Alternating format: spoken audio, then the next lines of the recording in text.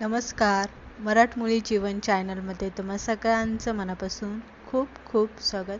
आज आपण सगळ्यांच्या आवडीची आणि सगळ्यांना आवडणारी आंबरस पुरी कशी बनवायची ही रेसिपी बघणार आहे. अनेकदा आंबरस काळा पडतो, तो काळा पडू नये म्हणून आपण इथे स्टीप बघणार आहे. पुऱ्या तेलकट होतात, फुगत नाही, म्हणून त्यासाठी सुद्धा आपण इथे खास टीप बघणार आहे. तर चला कोणताही वेळ न घेता पटकन रेसिपीकडे वळूया. सगळ्यात पहिलं आपण इथे पुरीसाठी पीठ मळून घ्यायचं, कारण बाकीची तयारी होईपर्यंत पीठ चांगलं भिजलं जातं. तर इथे मी गव्हाचं पीठ घेतलेले, त्यामध्ये एक अर्धा चमचा आपल्याला मीठ घालायचं चवीप्रमाणे, 2 चमचे साखर घातलेले आणि 1 वाटी मी इथे रवा घालून घेतलेला आहे. रवा जो बारीक असतो ना तो घ्यायचा, त्यामुळे काय होतं, पुरी जी असते ती चांगली टम फुगते. साखर घातल्यामुळे पुरीला कलर येत नाही आणि पुरी तेलकट होऊ नये म्हणून पीठ जितकं आपल्याला घट्ट मळता येईल तितकं पुरीसाठी पीठ इथे घट्ट मळून घ्यायचं. तर थोडंसं पाणी घालायचं आणि एकदम घट्टसर असा आपल्याला कणकीचा गोळा इथे मळून घ्यायचा. मळताना चांगला जोर लावून मळायचा, म्हणजे पीठ व्यवस्थित मिक्स आणि एकसंग होतं. पीठ मळून झाले, झाकण ठेवूया. त्यानंतर आंबरस करून घ्यायचा. आता आंबरस करण्यासाठी आंबे आपल्याला कशा पद्धतीने निवडायचे, तर आंब्यांना पाठीमागचा देठ असेल तो आंबा आपल्याला आंबरसासाठी निवडायचा, म्हणजे त्याची चव जी असते ती खूप छान लागते.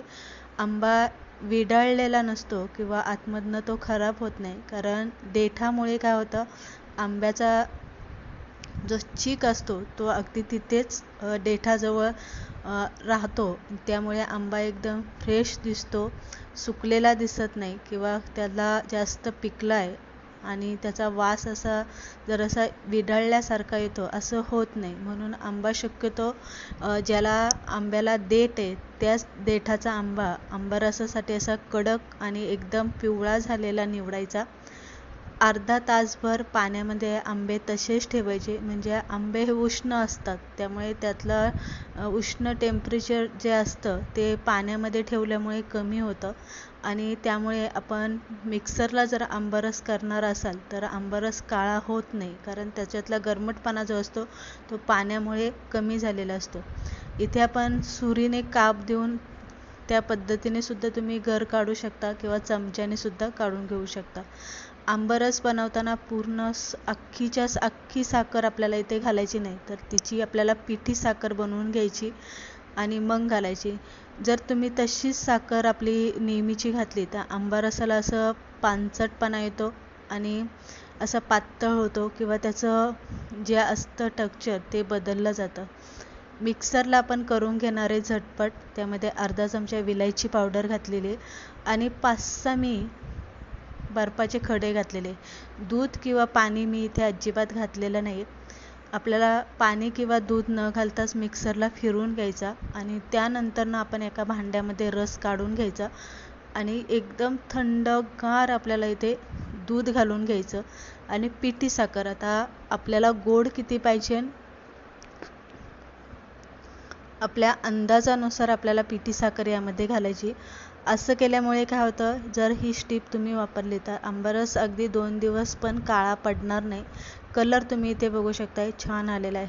पण जर मिक्सरला फिरवतानाच जर दूध तुम्ही त्यामध्ये घातलं असतं तर त्याचा कलर जो आहे तो जरासा लाईट झाला असता, म्हणजे तो जरासा कलर जो पिवळा दिसतोय तो तिथे थोडासा पांढरासर दिसला असता. तर या पद्धतीने आंबरस केला तर ओरिजिनल कलर भेटतो. आंबरस बनवून झाला की लगेच झाकण लावून फ्रीजमध्ये ठेवून द्यायचा, म्हणजे तो थंड होतो. इथे आपण पीठ आपलं तुम्ही इथे बघू शकताय चांगलं भिजलं गेलेलं आहे. इथे मी ओटा चांगला साफ करून पुसून घेतलेला आहे, कोरडा करून, आणि पटकन कमी वेळेत आपल्याला झटपट असं थाळी बनवायची असेल तर इथे पीठ परत एकदा मी कडाप्यावरती मळून घेतलेलं आहे आणि मोठी एक आपल्याला चपाती लाटून घ्यायची. आता इथे चपाती कशी लाटायची आहे, आपण नेहमीची चपाती बनवतो त्यापेक्षा थोडीशी जाड, म्हणजे नेहमी आपण पातळ चपाती बनवतोय पण 2 चपात्या एकावरती एक ठेवल्याच्या नंतर त्यांची जितकी जाडी होते त्या जाडीची आपल्याला एक चपाती इथे लाटून घ्यायची. आणि एक वाटी घेतलेली आहे मीडियम साईजची, तिने मी पुऱ्या कट करून घेतल्या. बघू शकता किती मोठी मी चपाती लाटून घेतलेली आहे. एका चपातीमध्ये अगदी 2-3 माणसं सहज जेवतील इतकी मोठी चपाती लाटून घेतलेली आहे आणि पुऱ्या कट करून घेतलेल्या आहे. तेल इथे चांगलं गरम झालेलं पाहिजे. जर कमी तेल गरम झालेलं असेल, पुरेसं ते गरम नसेल तर पुरी तेलकट होते आणि दुसरी गोष्ट म्हणजे पुरी अजिबात फुगत नाही. तर इथे तुम्ही बघू शकता चांगलं तेल तापलं होतं, त्यामुळे पुरीसुद्धा चांगली फुगलेली आहे. कलर पण खूप छान आलेला आहे आणि दुसरी गोष्ट म्हणजे तेलकट अजिबात झालेली नाही. तर इथे या पद्धतीने आपण इथे बाकीच्या जेवढ्या पुऱ्या केल्या तेवढ्या पुऱ्या आपण इथे तळून घेणार आहे. शक्यतो पुऱ्या ह्या गरमागरम खाल्ल्या आंबारसाबरोबर तर खूप छान लागतात. त्यामुळे ते जशा पाहिजे तशा तळून घ्यायच्या, आंबारसाबरोबर खायच्या. तर पुरीचा कलर तुम्ही इथे बघू शकता, तेलकट झाली नाही आणि एकूण तर एक पुरी आपली जी आहे ती चांगली अशी टम्म फुगली गेलेली आहे. अगदी गार झाल्याच्या नंतरनं सुद्धा ह्या अशाच फुगून राहतात. फक्त एकावरती एक जर तुम्ही टाकल्या तर मात्र त्या अशा चपट्या होतात, पण अशा ठेवल्या तर त्या फुगलेल्याच राहतात. तर इथे या पद्धतीने आज आपण अगदी कमी वेळेमध्ये झटपट अशी आंबारस पुरीची छोटीशी मिनी थाळी इथे बनवून घेतलेली आहे. रेसिपी अगदी साध्या सोप्या पद्धतीने मी इथे दाखवलेली आहे, सांगितलेली आहे. आवडली असेल तर लाईक करा आणि कशी वाटली ते कमेंट करून मात्र नक्की सांगा.